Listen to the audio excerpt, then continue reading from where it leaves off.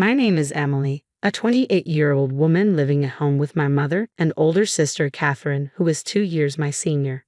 Because of this, my family often refers to me as an unemployed failure in my late 20s. At 28, I find myself confined to my room. Hey, unemployed failure, pay this month's rent. My sister Catherine bangs on the door, her voice raised. After graduating from school, Catherine landed a job at a local company but quit, citing issues with her juniors. Rumors suggest she was the one bullying them, which caused problems. Now, she takes up short-term part-time jobs, proudly calling herself a part-timer. At least I'm working part-time, Catherine often says. You're the unemployed failure here, the lowest in this house. I've never been good at socializing, dating back to my school days when I was constantly compared to Catherine. She was outgoing and popular, while I was more reserved. Catherine enjoyed teasing me, labeling me a failure and spreading rumors about me to her friends. She talks to bugs in the garden, she'd say, or locks herself in her room reading strange books, probably nerdy stuff. Her words and actions made me withdraw further. I avoided socializing, joined no clubs, and had no friends. My hobbies became my solace, my escape from reality. My mother, a stay-at-home mom since divorcing my father when I was young, often scolded me. If you continue like this, you won't survive in society, she'd say. Look at Catherine. Learn from her. But emulating Catherine was impossible. After the divorce, both my mother and sister directed their negative emotions toward me, blaming me for resembling my father. Despite this, it was my father who financially supported us, ensuring Catherine and I never struggled. I secretly kept in touch with my father without my mother's knowledge. Occasionally, we'd exchange messages. When it was time to choose a high school, he told me, "Go to the school you want, Emily. I'll pay for it." He managed to persuade my mother, and thanks to him, I attended the high school of my choice. However, my mother became stricter with me, seemingly displeased that I had gone through my father. She would often complain loudly enough for me to hear, saying things like, "It's tough having such an incompetent daughter," or, "It's strange how responsible Catherine is." Over time, I stopped confiding in my mother about myself or my future, believing it would be futile based on past dismissals. I resolved to handle things on my own. My mother held a grudge because I had once confided in my father. Her response was simply, "Once you turn 18, do whatever you want." As time passed, my mother and Catherine remained unaware of my interactions with my father, and both my sister and I grew up. Despite everything, I hoped for reconciliation with my mother and Catherine. Our bond had weakened due to the divorce, but I clung to the belief that even a small gesture could mend things. Each year, I carefully picked out gifts and celebrated Catherine's birthday. "What's this? Such poor taste," Catherine would often remark. I attempted to cook meals in the kitchen, but my mother would shut me down with, "This isn't edible. Don't do it again." No matter what I did, I couldn't improve my relationship with them. Years passed and I began eating out more often. "How can you afford such luxuries? Where are you getting the money?" My mother would scold me. I dodged her questions, simply saying, "I have a part-time job." After turning 22, I began paying rent after my father's financial support ended. Catherine quit her job, leaving both her and my mother with no income. Their financial insecurity seemed to intensify their harassment towards me. I was charged $500 a month for rent and food expenses, while Catherine paid nothing. Despite living under the same roof, we rarely interacted or shared meals. Despite the strained situation, I decided to contribute. My family is in trouble, I thought. I have to help. However, I was shocked to discover something unsettling.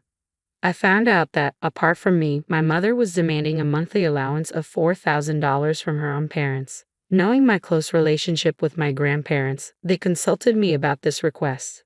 I was taken aback by the amount my mother was asking for, considering my grandparents were elderly and no longer working. Realizing they couldn't afford such a sum regularly, I asked my grandparents to redirect the $4,000 allowance to me instead, intending to pass it on to my mother. I apologized for burdening them with her demands. My grandparents looked apologetic but assured me, "Don't worry about the money.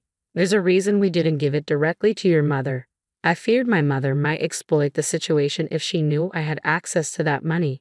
I held on to hope that Catherine finding a new job would ease our financial concerns and restore our family dynamics. With that hope in mind, I continued to pay a total of $4,500. One more thing, Emily, my mother announced with a smirk. Mom and I are moving to a new apartment soon. Which new apartment? I asked cautiously. Catherine proudly handed me a brochure of a luxury high-rise. Here, it's amazing, isn't it? The location, amenities, and view were indeed top-notch, but I couldn't fathom who would pay for it or why they were moving there. After all, Catherine only worked part-time jobs. Lost in thought as I examined the brochure, Catherine remarked, I might let you live there too. You? Live there too? She taunted. You're unemployed trash who can't do anything without us, right? Well, if you insist, I might consider letting you live there. What will happen to this house? I asked. We'll start the selling process and put it on the market within a month, Catherine replied, dismissing my concerns. Ignoring Catherine's remarks, I had been feeling our current house was cramped. While evaluating whether the condo was worth its price, I decided to consult a friend knowledgeable about real estate investment. He's a friend from my student days.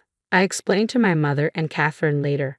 His comment was, I think it's a decent property, and that convinced me. My mother and Catherine exchanged glances, clearly thrilled. It seemed they had always intended for me to foot the bill. Well then, we need to start the paperwork immediately, my mother said cheerfully. You, the shed-in, can use this as practice to get out and handle it, Catherine added with a smirk directed at me. Despite their remarks, I had already planned to go ahead with the purchase, so I didn't argue. I immediately contacted the real estate agency, went to their office, and proceeded with the purchase, not just the rent. When I returned home and informed them that I had completed the procedures, both my mother and Catherine cheered loudly. Ignoring their noise, I quickly retreated to my room. A few days before the scheduled moving day, I found a note on the boxes containing my belongings saying, no need to transport. What's this about? I asked my mother and Catherine. They were casually sipping tea, already done with their preparations. Catherine feigned ignorance. It's your stuff, right? Oh, aren't we moving tomorrow? I questioned. Only Mom and I are moving to the condo. We've decided to sell this house. You need to leave ASAP. We're leaving you behind because you're bad luck. You can't be unemployed forever. Stand on your own 2 feet, my mother added, making cutting remarks. I see, I simply replied and returned to my room. On moving day, my mother and Catherine's belongings were swiftly packed and taken out. They were excitedly bragging to the movers, we're moving to a condo with an amazing night view. Of course, they completely ignored me. I stayed in my room, focused on my work. A few hours later, my phone started ringing incessantly. Hello? Hey, unemployed trash, what's going on? Catherine's voice pierced through the phone. They told us the contract isn't set up. Emily, didn't you handle the paperwork? I thought you could at least manage that, you useless piece of junk. The shouting was so loud that I instinctively moved the phone away from my ear. Well, I did handle the paperwork, I replied calmly. What do you mean? They told us we aren't the current leaseholders. Catherine's voice grew high-pitched and accusatory. I did handle it. I did rent it. I bought it, but since only Mom and you were supposed to live there, I sold it. Sold? That's right. The day they told me I couldn't move with them, I sold the apartment. It was a bit of a hassle, but I didn't want to pay for a home that only you would live in. Their voices sounded like they were arguing over the phone. Why don't you two just renegotiate the contract? I suggested. My naive sister has a point, Mom. Let's renegotiate it for us. We can make Emily pay us back later, Catherine suggested. Yes, let's do that, my mother agreed. The call abruptly ended. A few hours later, my phone rang again, this time with Catherine's shrill voice. You schemed something, didn't you? What are you talking about? I figured as much, I said to them. Why can't we sign it? Catherine asked. I don't know, I replied. They said something technical, something about not having enough credit or something. Catherine isn't the sharpest tool in the shed. She probably doesn't understand the term credit, I muttered to myself. They don't trust you to sign a contract, I explained patiently, as if teaching children. It's about social credibility. You often claim to be a part-timer, but barely work, making you pretty much unemployed trash. They won't lease to someone like that. Why could you, an unemployed trash, sign it and not me? Something's fishy. He must have raped something, Catherine protested. Realizing the conversation was going nowhere, I decided to clear things up. Listen, Catherine and Mom, are you listening? Remember I went to an art school? I began.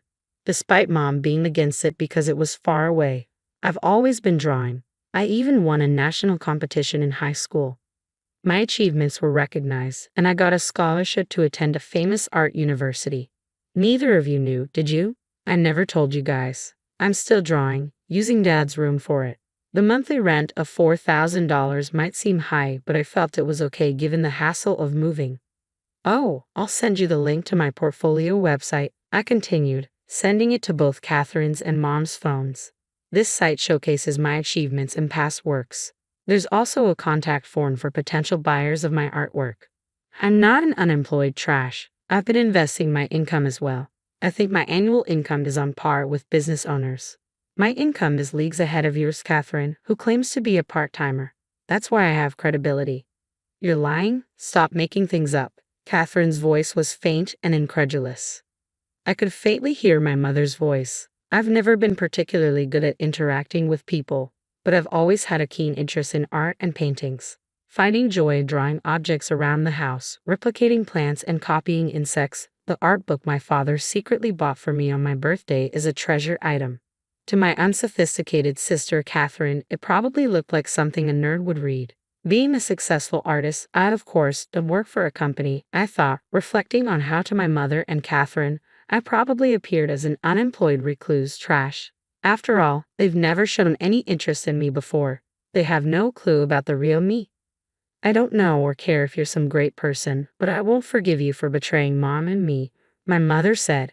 I was even impressed that they could pick a fight at this moment. You're selling the house within this month, right? What? Selling it. That's what you and Catherine decided, right? To kick me out. I could tell over the phone that both my mother and Catherine were speechless. I've already moved, as I told you, to one of the apartments I had invested in. I heard my mother and Catherine starting to panic on the other end, saying things like, "This is bad, we have to cancel the sale." After they removed their belongings, I had another moving company take out the rest. I'm already relaxing in my new place, sipping my coffee, I remarked. Looks like you two might end up homeless. Hope you can cancel the sale in time. How much more will you mock your family to feel satisfied? My mother said. Hearing her say that for the first time, I shouted back in anger. That's my line. I don't expect them to understand how I felt all these years being treated as the lowest in the family. I don't want to feel sorry for myself. There are so many things I couldn't do because of Catherine, many things I resented her for, but I believe the path I chose was right. Through art, I've made many friends and acquaintances. And then, I'm engaged. I'll be living in my new home with my fiancé, so there's no room for you.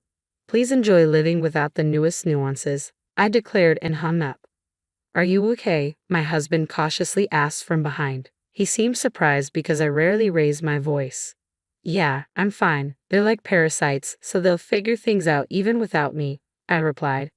I've given up on my jobless sister in her 30s and my mother in her 40s who's the same. They somehow managed to cancel the sale of the house and moved back in. I lost all reasons and the willingness to pay them rent or the $4,000, so I stopped all financial support. It seems my penniless mother turned to my grandparents again. Emily did something terrible, she's the worst. It's all because of her that we don't have money, she seemed to claim. She probably thought things would work out if she just acted spoiled, as always. However, my grandparents were furious when they heard the whole story from me. Shameless. The one who's truly awful is you, isn't it? How could you treat Emily like that all these years? Mocking her, demanding her money, treating her like a nuisance. Unbelievable. You deserve to be abandoned. My mother lost trust even from her own relatives. Catherine tried to get a job again, but it seems she's struggling. It had been years since she last worked. She occasionally called me, Emily, I realized I was wrong too. Let's put that behind us. Can you introduce me to a job or maybe a man who could be my husband? I was wrong too. What does she mean by I was wrong too? As expected, Catherine never changes. Asking for a job is one thing, but including a husband in the mix, she's clearly looking to leech off someone. Sorry, I don't think I know of any jobs or men that would be a match for you, I replied, meaning she's too much to handle. Oh well, let me know if you find any. Does Catherine think a prince will come to whisk her away? She's already 30, yet still so immature in this respect. Catherine and my mother are so alike. The reason my mother divorced my father was because she solely depended on his income without doing anything herself. My father, having a job with frequent overseas assignments, found it challenging to raise children, so he had no choice but to entrust their custody to my mother. He told my mother to raise us properly since he was providing ample child support. As a result, while my mother doted on Catherine, it seemed she grew to resent me, who took after my father. And now, even I have turned my back on my mother. If Catherine ever gets married, I can already foresee a similar future for her. I'm glad. I couldn't help but let those words slip about what my husband asks that I didn't turn out like Catherine, with a kind husband, a fulfilling life, and a job. I have things that neither my mother nor Catherine possess, especially considering I grew up being treated poorly by both of them.